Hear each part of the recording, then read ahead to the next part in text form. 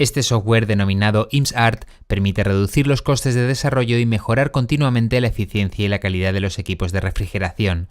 Desarrollado por investigadores del Instituto de Ingeniería Energética de la Universitat Politécnica de Valencia, se aplica a un amplio rango de equipos como congeladores domésticos, vitrinas de supermercados, almacenes frigoríficos, unidades de aire acondicionado o bombas de calor. Es un software que nos permite el simular un ciclo de compresión de vapor.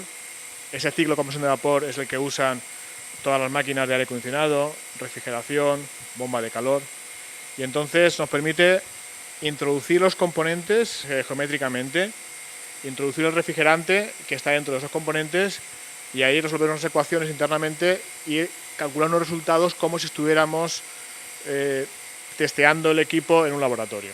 La principal característica de IMSART es su gran precisión en la evaluación del comportamiento de la unidad de refrigeración, que incluye un modelado simultáneo de cada componente. Cualquier modificación de uno o varios componentes puede ser evaluada desde la perspectiva del funcionamiento global del equipo. Nos permite diseñar el equipo para hacer lo que nosotros queramos, esto es dar una capacidad frigorífica o un frío determinado. Imagínate en una nevera, ¿qué equipo le pones para que aquello congele a menos 18? Eso es un objetivo, ¿no? Obviamente tienes que elegir los componentes que te permitan reducir los costes, es una posibilidad. Y la segunda es optimizar.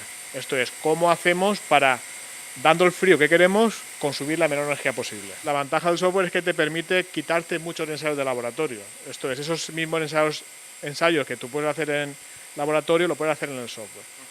Permite diseñar muchos prototipos mucho más rápido, con lo cual al final te estás quitando horas de laboratorio, menos coste, y permites tener mucha más productividad. Estamos hablando de que en laboratorio puedes tener 1 o 2 meses para desarrollar un prototipo. Con el software en 2 o 3 días con un personal entrenado lo puedes hacer. IMSART está totalmente preparado para ser utilizado como herramienta profesional de diseñadores de equipos de refrigeración.